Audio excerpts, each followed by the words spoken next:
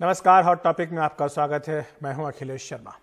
सूत्रों के हवाले से कांग्रेस के खेमे से एक बड़ी खबर आ रही है।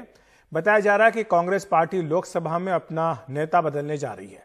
अभी तक अधीर रंजन चौधरी इस जिम्मेदारी को निभा रहे हैं, लेकिन सूत्रों के मुताबिक राहुल गांधी लोकसभा में कांग्रेस का नेता नहीं बनेंगे। वही दौड़ में 5 नाम बताए जा रहे हैं। ये हैं शशि थरूर, मनीष तिवारी, गौरव गोगोई, रवनीत सिंह बिट्टू और उत्तम कुमार रेड्डी। सूत्रों का कहना है कि एक नेता एक पद के नियम के तहत अधीर रंजन चौधरी हटेंगे। वो पश्चिम बंगाल कांग्रेस के अध्यक्ष भी हैं। हमारे वरिष्ठ सहयोगी मनोरंजन भारती हमारे साथ जुड़ रहे हैं इस खबर पर चर्चा करने के लिए। मनोरंजन, क्या वजह है, असल वजह क्या है? क्या सिर्फ केवल एक नेता एक पद इसके पीछे है, या फिर अधीर रंजन चौधरी की परफॉर्मेंस है, या टीएमसी जो है ममता बनर्जी उनको खुश करना है? देखिए, सबसे बड़ी बात है कि जैसा प्रदर्शन पश्चिम बंगाल में हुआ है, अधीर रंजन चौधरी प्रदेश अध्यक्ष भी हैं, और जितनी खराब प्रदर्शन कांग्रेस की उत्तर पश्चिम बंगाल के चुनाव में हुई है, खासकर उनके अपने इलाके में जो रिजल्ट आए हैं उसको देखते हुए जो है अधीर रंजन चौधरी को हटाया जा रहा है। परफॉर्मेंस की भी बात सही है, आपने देखा होगा उनका परफॉर्मेंस, बोलते कुछ और है, बोलना कुछ और चाहते हैं, उनकी हिंदी अंग्रेजी का भी घालमेल रहता है। तो अब ये तय हो गया है कि उनको हटाया जाएगा। और शशि थरूर और बाकी जो नाम आपने लिए हैं, इन नामों की चर्चा जोर पकड़ रही है। देखते हैं कि क्या कांग्रेस आला कमान फैसला लेती है। लेकिन ये हमें बता दिया गया है कि राहुल गांधी रेस में नहीं है, राहुल गांधी नहीं होंगे कांग्रेस दल के नेता, कोई और तीसरा आदमी ही भी हो सकता है। यही मैं आपसे समझना चाह रहा था मनोरंजन की, क्या कारण है कि राहुल गांधी नहीं होंगे, जबकि वो लोकसभा के सांसद हैं, कांग्रेस के अध्यक्ष रह चुके हैं, इसके बावजूद भी वो क्यों नहीं बनना चाहते? पहले ये कहा गया था कि शायद राहुल गांधी कंसीडर करें कि वो नेता बनना चाहेंगे या नहीं, लेकिन बाद में ये खबर आई कि नहीं, राहुल गांधी ने अपने आप को अलग कर लिया है। तो अब जो कांग्रेस की जो अंदरूनी राजनीति है उसमें आप बार बार लोग कहते हैं कि बहुत रिलक्टेंट होते हैं राहुल गांधी किसी भी चीज़ के लिए, और एक बार वही चीज़ यहाँ भी देखने को मिल रही है। जी, बहुत बहुत शुक्रिया आपका मनोरंजन इस तमाम जानकारी के लिए। तो जैसा मनोरंजन जानकारी दे रहे हैं कि नया नेता लोकसभा में कांग्रेस का बनने जा रहा है, लेकिन अधीर रंजन चौधरी की जगह पर राहुल गांधी नहीं होंगे, ये खबर कांग्रेस के खेमे से आ रही है। परसों बैठक है कांग्रेस की, जिसमें तय होगा कि नया नेता कौन होगा। संसद की बात करें तो आप जानते हैं कि 19 तारीख से संसद का मानसून सत्र शुरू हो रहा है। खबर है कि जनसंख्या नियंत्रण को लेकर बीजेपी के कई सांसद प्राइवेट मेंबर बिल इस सत्र में ला रहे हैं। इन बिलों पर इसी सत्र में चर्चा हो सकती है, इस बात की भी संभावना है। बीजेपी के राज्यसभा के सांसदों राकेश सिन्हा, डॉक्टर अनिल अग्रवाल ने जनसंख्या नियंत्रण को लेकर बिल का नोटिस भी दिया है। राकेश सिन्हा का तो बिल पुराना भी है, और शुक्रवार को 6 अगस्त को इनमें से किसी एक बिल पर चर्चा होने की संभावना बताई जा रही है। आप जानते हैं कि राज्यसभा में बीजेपी के पास बहुमत नहीं है। ऐसे में किसी सदस्य को अपना बिल पास करवाने के लिए अपने सहयोगी दलों के साथ साथ विपक्ष के सदस्यों की भी सहयोग की जरूरत होगी। कोशिश ये भी हो रही है कि लोकसभा में भी कुछ बीजेपी सांसद ऐसा ही प्राइवेट मेंबर बिल पेश करें। तो जैसा हमने कहा कि राज्यसभा में अगर बिल पारित करवाना है तो सहयोगियों की भी मदद चाहिए बीजेपी को, लेकिन केंद्र में बीजेपी की सहयोगी जेडीयू ने जनसंख्या नियंत्रण कानून पर बीजेपी से अलग राय रखी है। नीतीश कुमार ने कहा है कि जनसंख्या नियंत्रण पर कानून बनाना कोई रास्ता नहीं है। एक बात हम आपको बहुत साफ साफ कहें, जो राज्य जो करना चाहे अपना करे, लेकिन हमारा बहुत साफ साफ ओपिनियन, जनसंख्या नियंत्रण के लिए अगर आप सिर्फ कानून बना करके कोई उसका उपाय करेंगे, ये सभी ठीक से संभव नहीं है। आप जरा चाइना का पता कर लीजिए, 1 से 2 किया, अब 2 के बाद भी क्या हो रहा है, तो आप देख लीजिए स्थिति, कहीं भी किसी देश का हालचाल देख लीजिए। ये सबसे बड़ी चीज है कि जब महिलाएं पूरे तौर पर पढ़ी रहेंगी तो इतनी जागृति आती है, इतना कॉन्शसनेस होता है कि अपने आप प्रजनन दर घटेगा। जिन प्राइवेट मेंबर बिल की बात हो रही है, क्या वाकई वो कानून बन पाते हैं? आपको बताएं कि अभी तक का जो इतिहास है देश का, केवल 14 प्राइवेट मेंबर बिल ही कानून बन पाए हैं। लेकिन दिलचस्प बात यह कि 1970 के बाद से कोई भी प्राइवेट मेंबर बिल कानून नहीं बन सका है। हाल ही में डीएमके के तिरुचि शिवा ने राज्यसभा में right to transgender persons bill पारित करवाया था, लेकिन लोकसभा में ये अटक गया था। कोई भी सांसद जो मंत्री नहीं है प्राइवेट मेंबर बिल ला सकता है।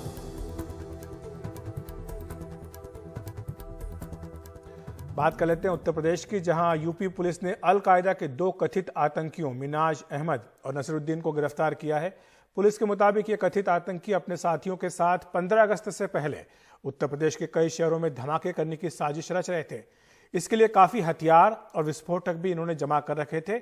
लेकिन अब इस गिरफ्तारी पर सियासत भी शुरू हो गई है। अखिलेश यादव ने कहा है कि उन्हें यूपी पुलिस पर भरोसा नहीं है। वहीं बीजेपी ने पलटवार किया। मैं उत्तर प्रदेश की पुलिस पर और खासकर बीजेपी की सरकार भरोसा नहीं कर सकता। हम समाजवादी पार्टी से यही उम्मीद कर सकते हैं जो उन्होंने कहा कि हमें उत्तर प्रदेश पुलिस पर भरोसा नहीं है, तो इन्हें आतंकियों पर भरोसा है, क्योंकि जब ये सरकार में आते हैं तो ये कहते हैं कि ये इनोसेंट हैं, इन पर से हम मुकदमे हटा लेंगे। तो समाजवादी पार्टी से यही उम्मीद की जा सकती है।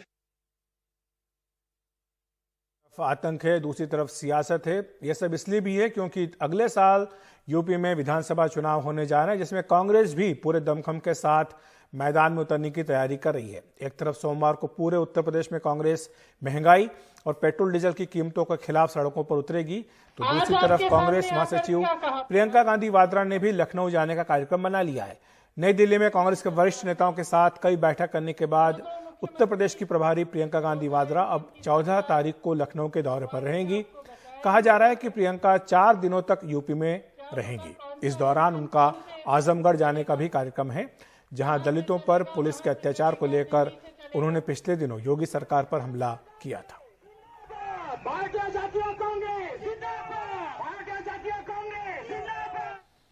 बात कर लेते हैं दिल्ली की, जहां बारिश की कमी से पानी का संकट केवल खेती किसानी ही पर ही नहीं बल्कि आम नागरिकों पर भी पड़ रहा है।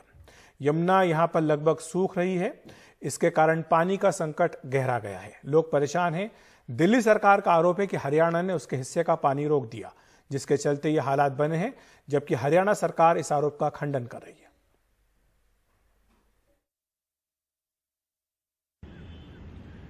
ये मैदान नहीं, यमुना का पाठ है, जहां खूब पानी हुआ करता था। लेकिन आज शायद पहली बार यमुना में पानी इतना कम हो गया कि नदी ही सूख गई। ये हाल वजीराबाद बैराज से ठीक पहले का है, जहां यमुना हमेशा लगभग साफ और भरी भरी दिखती है। ऐसी यमुना वजीराबाद बैराज से पहले कभी नहीं देखी कि हम यमुना के अंदर ही आ जाएं। आमतौर पे ये देखिए, यमुना का किनारा वहां पर दूर है, वो है यमुना का किनारा, या तो उस तरफ दिखाई देगा आपको या इस तरफ, जहां पर देखिए अभी भी एक धारा के रूप में यमुना जी बह रही हैं। लेकिन हालात ऐसे हो गए कि ज़्यादातर हिस्सा जो है यमुना जी का सूख चुका है। तो हम यमुना जी के अंदर ही आकर रिपोर्ट कर रहे हैं और बता रहे हैं कि कितने खराब हालात में यमुना जो है पहुंच गई हैं और जल स्तर जो है कितना गिर गया है। दिल्ली जल बोर्ड के मुताबिक इसका कसूरवार हरियाणा है। उसने दिल्ली के हिस्से का 120 MGD पानी रोका है, जिसके चलते यमुना 1965 के बाद पहली बार सूख गई है। दिल्ली जल बोर्ड ने सुप्रीम कोर्ट का भी दरवाजा खटखटाया है। हरियाणा ने दिल्ली के हक का, अधिकार का, जो सुप्रीम कोर्ट ने तय किया था कि इतना पानी रोजाना आपने दिल्ली को देना है, उसमें से 120 MGD पानी, मिलियन गैलन्स प्रतिदिन का पानी हरियाणा ने रोक लिया, हमें नहीं दे रहा है, जिसके चलते एक नदी सूख गई है। रिवर बेड आपको नजर आ रहा है, पूरी खाली सूखा हुआ मैदान। यहाँ पे आप हॉकी, गिल्ली डंडा, क्रिकेट खेल सकते हैं। जो पानी पूरा भरा होना चाहिए था। 1965 के बाद पहली बार वजीराबाद बैराज पे यमुना नदी का स्तर इतना घटा है। हालांकि हरियाणा दिल्ली के आरोपों का सिरे से खंडन कर रहा है। हरियाणा सरकार का कहना है कि दिल्ली सरकार अपनी नाकामी छुपाने के लिए झूठी राजनीतिक बयानबाजी कर रही है। सच तो ये है कि यमुना में इस वर्ष लगभग 40% पानी की कमी के चलते हरियाणा ने दिल्ली को अपने हिस्से का पानी दिया है। यमुना नदी सूखने से दिल्ली के 3 water treatment plant Wazirabad, Chandrawal और ओखला अपनी क्षमता से नीचे काम कर रहे हैं। नतीजा ये कि सेंट्रल, वेस्ट और साउथ दिल्ली में पानी की भारी किल्लत देखने को मिल रही है।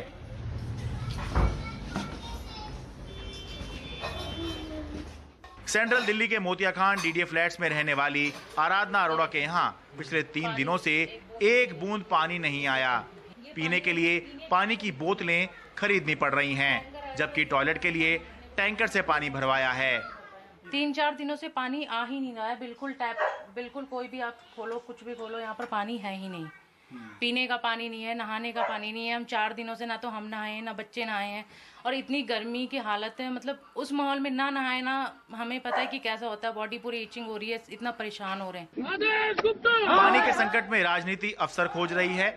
रविवार को आम आदमी पार्टी यूथ विंग कार्यकर्ता दिल्ली बीजेपी अध्यक्ष आदेश गुप्ता के घर का पानी का कनेक्शन काटने पहुंच गए।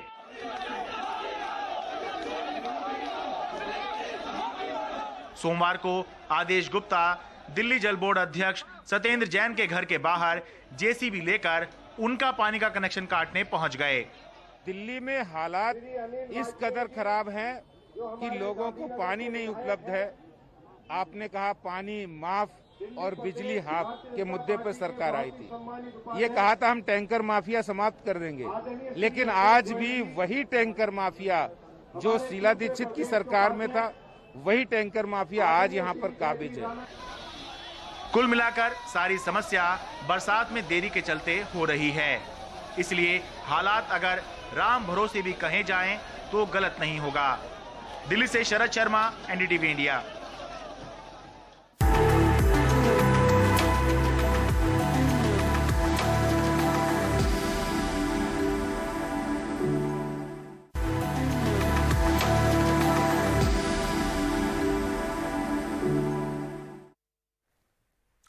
देश के अधिकांश राज्यों में कोरोना की दूसरी लहर ढलान पर है, लेकिन उत्तर पूर्व में कोरोना का ग्राफ डराने वाला है। बढ़ रहे खतरे पर बात करने के लिए उत्तर पूर्व के राज्यों के मुख्यमंत्रियों के साथ पीएम नरेंद्र मोदी कल सुबह 11 बजे बैठक करेंगे। वीडियो कॉन्फ्रेंस के जरिए पीएम मोदी ये बैठक करने जा रहे हैं। देश के 58 जिलों में संक्रमण की दर 10% से अधिक है। इनमें 37 जिले उत्तर पूर्व के हैं।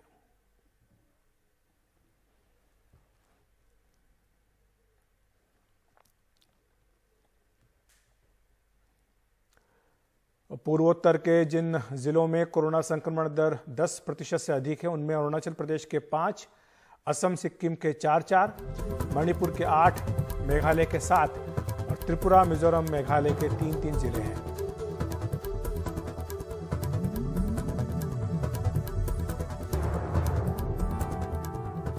आज जगन्नाथ रथ यात्रा निकाली गई है। कोरोना संकट के चलते इस बार पहले जैसी रौनक नहीं दिखी। सुप्रीम कोर्ट के निर्देशानुसार रथ यात्रा केवल पुरी में निकाली गई। बड़ी संख्या में लोग भगवान जगन्नाथ का रथ खींचते हुए गुंडीचा माता के मंदिर की ओर निकल पड़े। धार्मिक मान्यताओं के अनुसार भगवान जगन्नाथ गुंडीचा माता के मंदिर में 7 दिनों तक विश्राम करते हैं।